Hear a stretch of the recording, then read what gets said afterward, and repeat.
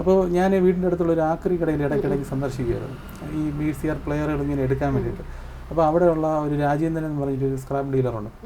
അപ്പോൾ പുള്ളിക്കാരൻ ഇടയ്ക്കിടയ്ക്ക് ഇങ്ങനെ എന്നെ നോക്കും, ഞാൻ VCR എടുക്കാൻ VCR. അങ്ങനെ പുള്ളിക്ക് ഞാൻ പറഞ്ഞതിൻ്റെ അടിസ്ഥാനത്തിൽ പുള്ളി എനിക്ക് വേണ്ടി VCR വരികയാണെങ്കിൽ മാറ്റി വയ്ക്കും. ഒരു ദിവസം പുള്ളിക്കാരൻ ചോദിച്ചു, നിനക്ക് എന്തിനാണ് ഈ VCR എടുക്കുന്നത്?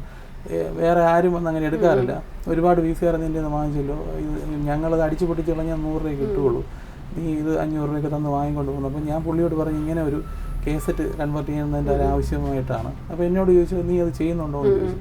ഞാൻ പറഞ്ഞു ഞാൻ ചെയ്യുന്നുണ്ടെന്ന് പറഞ്ഞു. അപ്പോൾ എൻ്റെ സിസ്റ്ററിൻ്റെ തങ്കച്ചിയുടെ ഒരു കേസറ്റ് ഉണ്ട്, കൊണ്ടുവന്ന് ചെയ്തു തരാൻ പറ്റുമെന്ന് ചോദിച്ചു.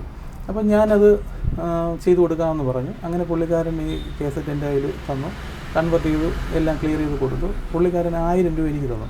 അതിന് മുമ്പേ തന്നെ വൈഫിൻ്റെ ഫാദറിൻ്റെ കേസറ്റ് കൺവേർട്ട് ചെയ്ത് കൊടുത്തപ്പോഴത്തേക്ക് അമ്മാവനും എനിക്ക് സന്തോഷം കൊണ്ട് ഒരു 1000 രൂപ തന്നു. പക്ഷേ ഇതിനിടയ്ക്ക് ഞാൻ ഏതാണ്ട് 25,000 രൂപ 30,000 രൂപയ്ക്ക് മേളിൽ ഞാൻ ഇതിൽ ഇൻവെസ്റ്റ് ചെയ്തിരുന്നു. അപ്പോൾ പുതിയ പുതിയ ക്യാപ്ചർ കാർഡുകൾ വന്നപ്പോൾ എൻ്റെ കയ്യിലിരിക്കുന്ന സിസ്റ്റം അതിന് താങ്ങാൻ പറ്റാത്ത രീതിയിലോട്ട് i7-ലോട്ടൊക്കെ പോയിട്ടുണ്ട്. എൻ്റെ i3 ഒന്നും അത് നമ്മൾ ഉദ്ദേശിക്കുന്ന റിസൾട്ടിൽ തരുന്നില്ല, വീഡിയോ ലാഗൊക്കെ വരികയാണ്. അപ്പം ഹാർഡ്വെയർ എല്ലാം അപ്ഗ്രേഡ് ചെയ്തപ്പോൾ നല്ലൊരു എമൗണ്ട് എനിക്കതിലായി. അപ്പോൾ പുള്ളിക്കാരെ സന്തോഷത്തോടെ 1000 രൂപ തന്നപ്പോഴത്തേക്ക് എൻ്റെ ഇൻവെസ്റ്റ്മെൻറ്റ് വെച്ച് നോക്കുകയാണെങ്കിൽ എനിക്ക് 1000 രൂപ അതിൻ്റെ ഇൻട്രസ്റ്റ് പോലും ആകുന്നില്ല. പക്ഷേ ഞാൻ സന്തോഷപൂർവ്വം അത് നിരസിച്ചു. കാരണം എന്ന് വെച്ചാൽ പൈസയ്ക്ക് വേണ്ടിയില്ല, അതിന് മൂല്യമില്ല.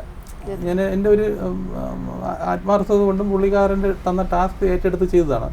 പക്ഷേ പൈസ വാങ്ങിച്ചില്ല. അദ്ദേഹത്തിന് കാര്യം പറഞ്ഞപ്പോൾ പുള്ളിക്കാരന് വേറെ പ്രശ്നമൊന്നും ഉണ്ടായിരുന്നില്ല. പക്ഷേ ഈ രാജേന്ദ്രൻ എന്ന് പറഞ്ഞ ആളാണ് എനിക്ക് ആദ്യമായിട്ട് 1000 രൂപ തരുന്നത്. അപ്പോൾ ഞാനത് വേണ്ടാന്ന് പറഞ്ഞെങ്കിലും പുള്ളിക്കാരൻ നിർബന്ധിച്ചിട്ട് അത് വെച്ചു. പുള്ളി പറഞ്ഞ് ഇത് നല്ല റിസൾട്ടുണ്ട്, ഇത് കേസറ്റ് ഒരുപാട് പേരുടെ കയ്യിൽ ചെയ്യാനായിട്ട് ഇപ്പോഴും ഇരിപ്പുണ്ട്, അപ്പോൾ നീ അതൊരു പരസ്യം കൊടുക്കണമെന്ന് പറഞ്ഞു. ഞാൻ പറഞ്ഞ് എല്ലാവരും എടുത്ത് കളഞ്ഞു കാണും. അത് ഞാൻ അങ്ങനെയൊന്നുമല്ല എന്ന് പറഞ്ഞിട്ട് പുള്ളിക്കാരൻ തന്നെ പുള്ളിയുടെ മൊബൈലിൽ ഒരു OLX എന്ന് പറഞ്ഞിട്ടുണ്ട്, അതിൽ ഇത് ഈ സർവീസിനെ കുറിച്ചിട്ട് എൻ്റെ ഒരു കേസറ്റിൻ്റെ പടമൊക്കെ ഇട്ടിട്ട് അദ്ദേഹത്തിൻ്റെ ഫോൺ നമ്പരും വെച്ചിട്ടാണ് രജിസ്റ്റർ ചെയ്തത്. അപ്പോൾ 2-3 ദിവസമൊന്നും വേറെ ഒരു റിപ്ലൈ ഒന്നും ആരും കൊടുത്തില്ല, ഒന്നും ഉണ്ടായിരുന്നില്ല. 3-4 ദിവസം കഴിഞ്ഞ് പുള്ളിക്കാരൻ പറഞ്ഞ് ഒരു എൻക്വയറി വന്നിട്ടുണ്ട്, നിൻ്റെ നമ്പർ ഞാൻ കൊടുക്കുകയാണെന്ന് പറഞ്ഞ് എന്നെ വിളിച്ചു. അങ്ങനെ ഞാൻ അത് ചെയ്തു കൊടുത്തു. അതിനുശേഷം 2-3 വർക്കായി.